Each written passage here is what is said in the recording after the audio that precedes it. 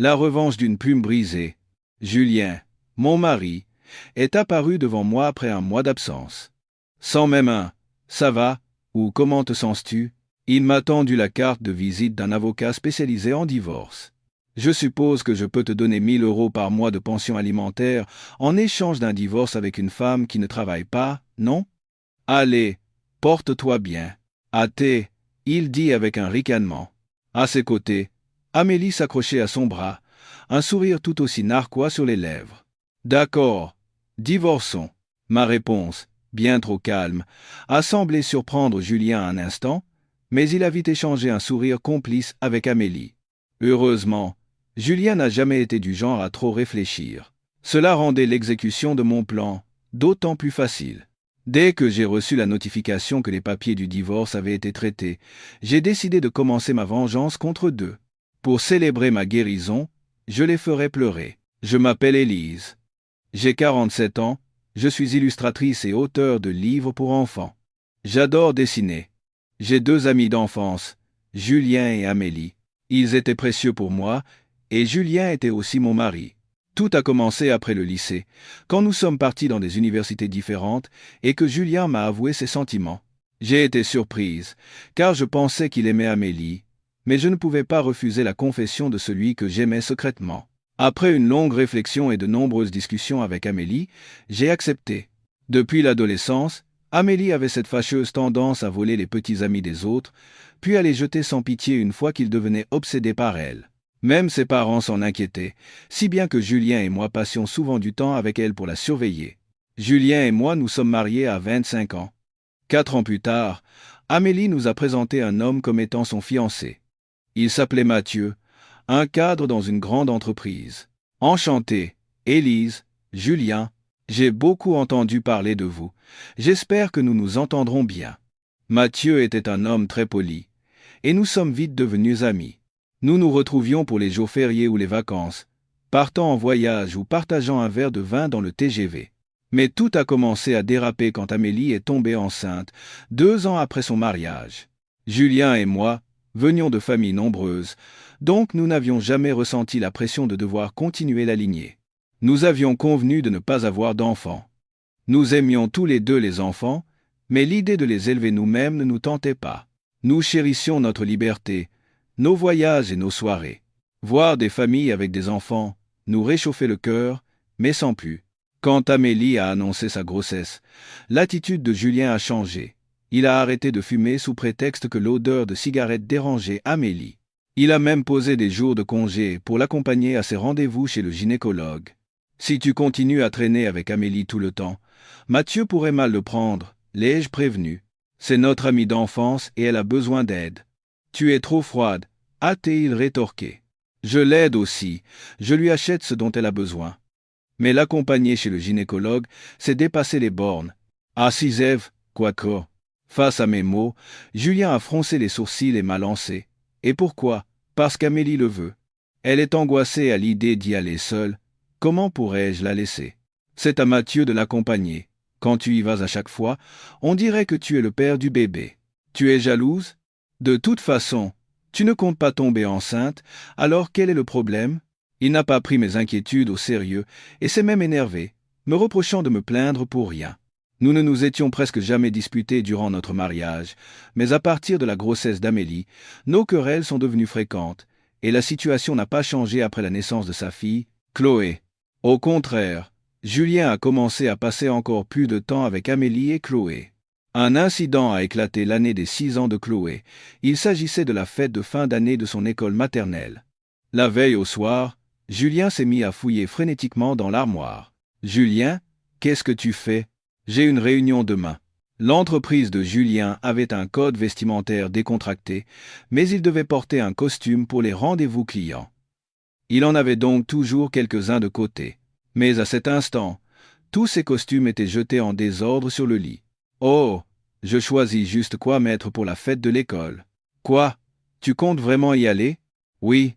Mathieu ne peut pas venir. Alors, Amélie m'a demandé de le remplacer. »« Attends une seconde. C'est absurde. » J'ai haussé la voix involontairement. Je savais que Julien allait parfois chercher Chloé à l'école, et je l'avais fait moi-même quand on me le demandait. Mais qu'un ami d'enfance, qui n'est pas le père, assiste à la fête de l'école, c'était totalement déplacé. Quoi? Tu nous soupçonnes encore, Amélie et moi? Au lieu de m'aider, tu me déçois. Ce n'est pas la question. Et c'est un espézo. Astov, et n'est-ce. Peu importe, j'y vais demain. Contente-toi de bien repasser ma chemise. Sur ces mots, Julien a mis fin à la conversation et est parti dans la chambre.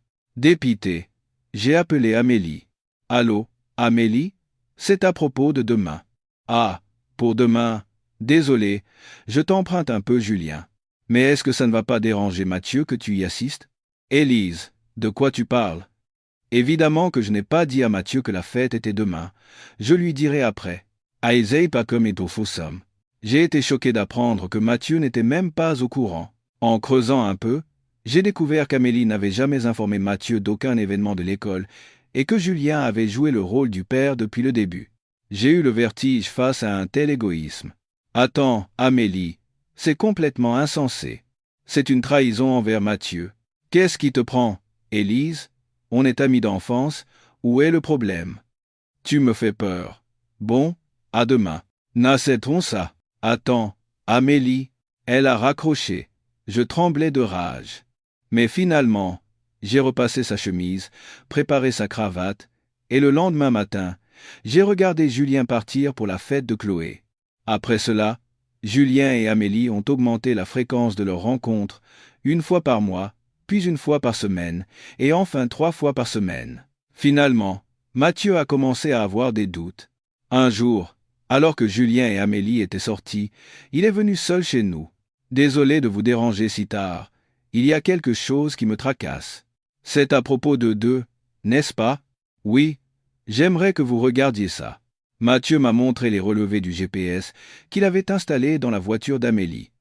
Les données montraient qu'elle s'arrêtait dans un hôtel 3 fois par semaine. Ces jours-là coïncidaient avec ses sorties avec Julien. Un seul regard sur le visage de Mathieu suffisait à comprendre ce que cela signifiait. Que voulez-vous faire, Mathieu? Je veux me venger. Moi aussi. Je ne peux pas pardonner à ceux qui nous ont trahis pendant si longtemps. Nous avons commencé à planifier secrètement notre vengeance. D'abord, j'ai commencé à augmenter mes revenus. Ces derniers temps, entre les tâches ménagères et les soins que j'apportais à Chloé, mes revenus avaient considérablement diminué.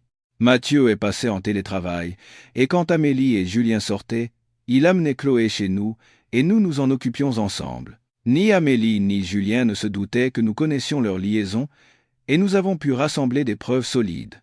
Alors que nous avions suffisamment de preuves, et que nous étions prêts à nous venger, nous avons découvert une vérité choquante sur Chloé. Après mûre réflexion, Mathieu et moi avons convenu que nous ne voulions pas blesser la petite Chloé.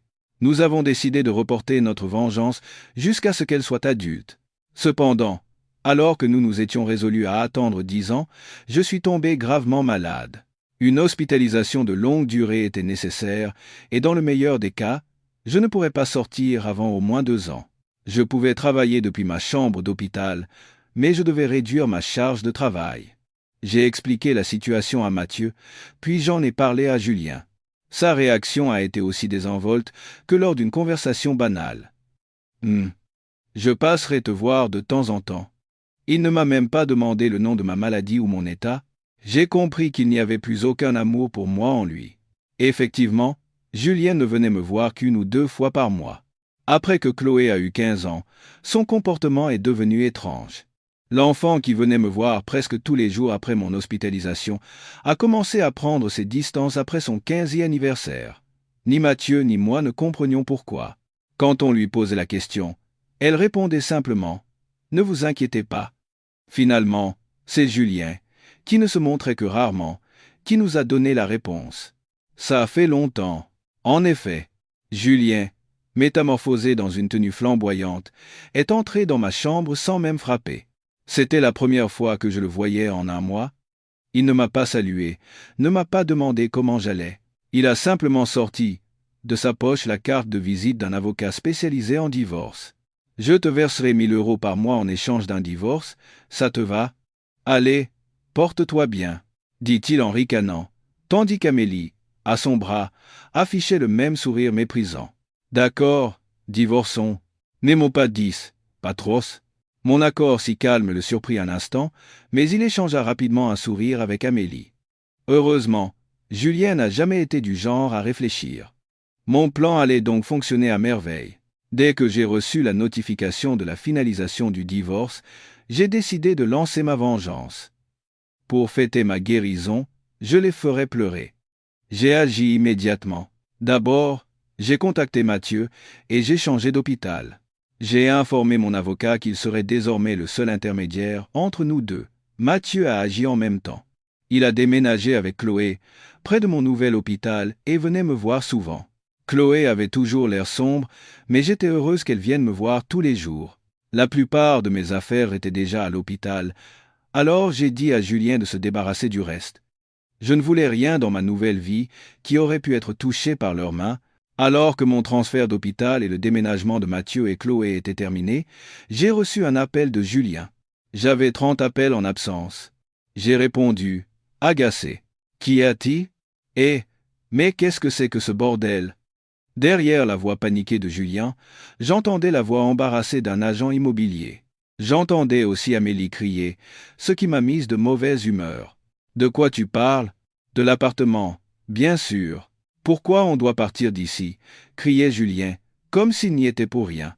J'ai répondu froidement, c'est normal, c'est mon appartement. Quoi ? Julien avait complètement oublié, mais l'appartement où nous vivions était en fait l'appartement atelier que j'avais loué quand j'avais commencé à travailler en freelance. À l'époque, je n'avais pas les moyens d'entretenir 2 logements, et Julien non plus, alors il avait emménagé avec moi. Par conséquent, Julien n'avait jamais payé un centime de loyer ou de charge. Je recevais un peu d'argent pour les frais de subsistance, mais c'était loin d'être suffisant pour entretenir le lieu. Désolé, mais j'ai déjà résilié le bail, c'est trop loin de mon nouvel hôpital. J'ai fait les démarches le lendemain de la signature des papiers du divorce. L'agent immobilier était au courant et devait vous contacter, donc je n'ai pas jugé utile de vous prévenir. Ça, c'est sauvé. Mathieu et Chloé ont disparu, notre appartement est vendu. Où est-ce qu'on va aller ? Je ne sais pas. Trouver un hôtel pour le moment.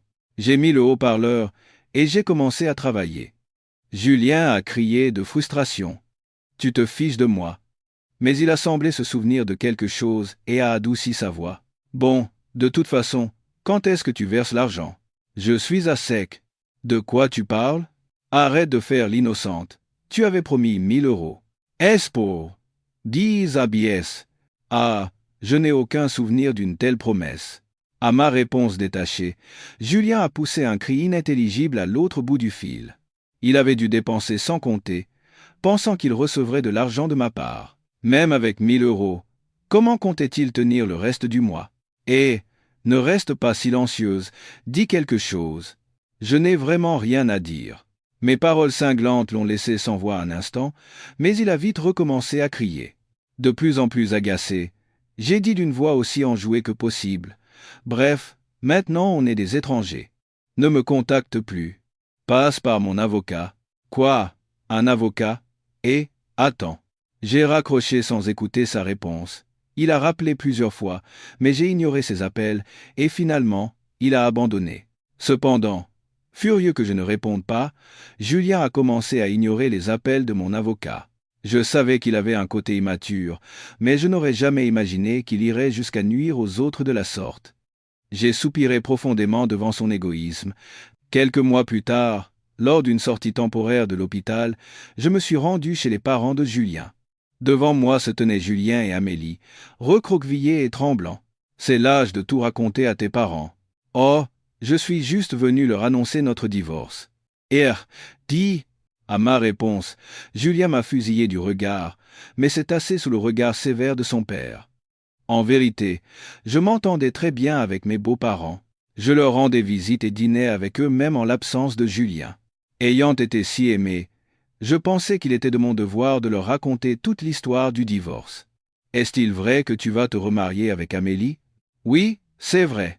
Amélie, Chloé et moi, nous allons former une nouvelle famille. Aïe, es Emebounaché, qu'est-ce que tu racontes ? Ma seule famille, c'est Élise. Elle ne fait plus partie de ma famille. Au mot de Julien, son père a grimacé, l'air de dire qu'il n'y avait rien à faire. Julien a secoué la tête plusieurs fois, puis m'a tendu un bout de papier. C'était la facture d'un hôtel de luxe des environs. Qu'est-ce que c'est? La facture de l'hôtel où nous avons séjourné. Julien a pointé la facture sur la table d'un air naturel. C'est alors que ma belle-mère s'est évanouie. Maman! Oh mon Dieu, maman! Ce n'est pas comme ça que je t'ai élevé. Julien regardait sa mère, qui haletait, avec une expression d'incrédulité. À côté de lui, Amélie avait la même expression. Pourquoi vous énervez-vous comme ça? Je me remarie, c'est tout. En plus, vous avez une petite fille de votre sang maintenant. Vous ne devriez pas être heureux? Ma belle-mère m'a jeté un regard incrédule avant de détourner les yeux. Tous deux comprenaient que je ne voulais pas d'enfant, et m'avaient pourtant traité comme leur propre fille. Bien sûr, ils traitaient Amélie, mon amie d'enfance, de la même manière, mais il y avait une ligne claire entre une belle-fille et une amie. Je me souvenais qu'Amélie s'en plaignait souvent, donc j'étais certaine que ma belle-mère ne se réjouirait pas de cette situation, et Amélie aurait dû le savoir. Vous aimez bien Chloé, n'est-ce pas? Elle a la moitié du sang de Julien, donc vous devriez être content, non? Malgré tout, l'attitude d'Amélie, qui faisait semblant de ne pas comprendre le problème sans le moindre remords, me donnait la chair de poule. À ce moment, quelqu'un qui était resté silencieux jusqu'alors a pris la parole. Arrête, c'est écœurant. Chloé, qui jouait avec son smartphone dans un coin de la pièce, a parlé sans même regarder Amélie. Un silence de mort s'est abattu sur la pièce. Mon seul père, c'est papa Mathieu. Qu'on soit lié par le sang ou non, il est mon seul père. Mais c'est tonton Julien, qui venait toujours aux événements de ton école. Papa m'a tout raconté. Que les dates des événements lui étaient toujours communiquées après coup. Et que finalement, les événements lui étaient complètement cachés. Mais papa a toujours dit que j'étais sa fille. Alors, je suis sa fille, et je ne serai jamais la tienne. Eltast, Chloé a fusillé Amélie du regard. Puis elle s'est assise à côté de moi et a changé de ton pour une voix plus inquiète. Quand j'ai appris la vérité, j'ai cru que Tata Élise allait me détester. Mais papa m'a dit que ce ne serait pas le cas. C'est pour ça que je suis venu aujourd'hui. Chloé, ma chérie, je t'aime très fort. J'ai été si heureuse que tu viennes me voir tous les jours à l'hôpital. Tata Élise. Soulagée, Chloé a fondu en larmes et m'a serré dans ses bras. Elle est peu être l'enfant né de l'adultère de Julien et Amélie. Mais c'est une enfant dont je me suis occupé pendant 15 ans. Il est impossible de ne pas avoir d'affection pour elle. Au fait, Amélie, tu ne t'es pas demandé pourquoi je n'ai pas été surprise en apprenant que Chloé était la fille de Julien. Amélie a tressailli. Avant qu'elle ne puisse ouvrir la bouche, une nouvelle personne est entrée dans la pièce. Nous savions tout depuis le début, depuis 10 ans. Passing Senna, Mathieu est soudainement apparu. Comme Amélie lui avait récemment demandé le divorce pour incompatibilité d'humeur, sa présence était logique. J'ai été choqué quand tu as parlé de divorce. Ah, et désolé de te décevoir, mais tu n'es pas encore divorcé. Les papiers sont toujours là. Tu ne le savais pas? Quoi?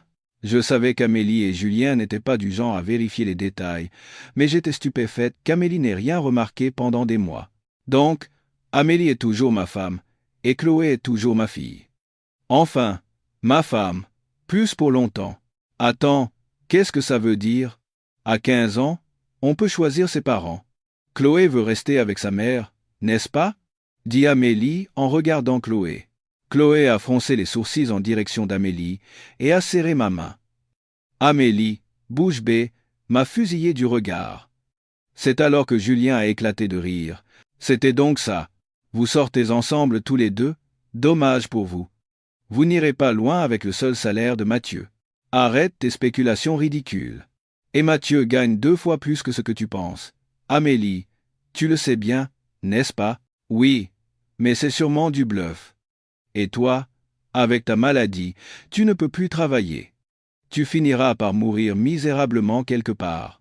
Cette fois, c'est moi qui ai éclaté de rire face à l'énorme malentendu de Julien.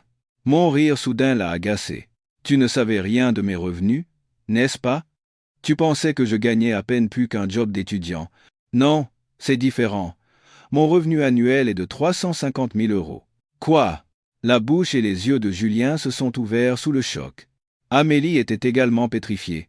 En fait, Au cours des 10 dernières années, j'étais devenu une auteure de livres pour enfants très populaire, et mes revenus avaient explosé, grâce à des essais, des interviews et autres. De plus, une adaptation cinématographique était prévue, faisant grimper mes revenus en flèche. C'est un mensonge. Ah, tu veux voir. J'ai montré à Amélie l'écran de mon application bancaire sur mon téléphone. L'historique des transactions montrait clairement des sommes importantes créditées chaque mois. Amélie, en voyant cela, est restée sans voix. Élise, réconcilions-nous. Quoi? De quoi tu parles? S'est indignée Amélie aux mots de Julien. Je les ai regardés, aveuglés par l'argent, puis j'ai pris la parole. Faites ce que vous voulez, mariez-vous si ça vous chante. Ah, et je vais bien sûr vous poursuivre en justice pour dommages et intérêts. Élise, attends. Tanteusons, y est bien cessé du. J'ai ignoré les paroles de Julien. J'ai pris la main de Chloé, j'ai salué mes beaux-parents et j'ai quitté leur maison. Julien, qui travaillait à l'origine dans l'entreprise de son père, a été licencié lorsque celui-ci a découvert qu'il mentait sur ses déplacements professionnels pour commettre l'adultère. Son père a prévu de l'envoyer de force travailler sur le bateau de pêche d'un ami en Bretagne pour lui apprendre la vie. Pour Julien, qui aimait les activités d'intérieur, le travail sur un bateau était un calvaire. Il a essayé de me contacter plusieurs fois, mais chaque fois, j'en informais son père et les appels ont fini par cesser. Amélie a perdu la garde de Chloé et a divorcé de Mathieu. Sans l'argent de Julien, elle ne semblait plus s'intéresser à lui. Rejetée par sa propre famille, elle a fini seule dans un vieil appartement. N'ayant jamais travaillé après son mariage et ayant toujours l'habitude de tout faire par les autres, elle ne savait rien faire et peinait à trouver un emploi stable. Elle enchaînait les petits boulots pour payer ses factures et la pension alimentaire. Chloé, maintenant lycéenne, étudie dur chaque jour pour intégrer une prestigieuse université à l'étranger. C'est une fille studieuse, et elle me rend heureuse en me disant que son rêve est de traduire mes livres pour les enfants du monde entier. Mes livres se vendent bien, et je reçois de plus en plus d'offres d'adaptation en dessin animé et de produits dérivés. Ma santé s'améliore également. Je suis toujours hospitalisé, mais mon médecin m'a récemment dit que je pourrais être sortir l'année prochaine. Et une dernière chose, Mathieu et Chloé me rendent visite tous les jours. En fait, Mathieu m'a récemment avoué ses sentiments et m'a demandé de l'épouser. Je n'ai pas encore répondu, mais je ne peux nier que mon cœur penche vers lui. Il a dit qu'il aimerait que nous vivions ensemble dès ma sortie de l'hôpital. En réfléchissant à ma réponse, je tisse aujourd'hui l'histoire d'un nouveau livre, espérant un avenir heureux pour nous tous.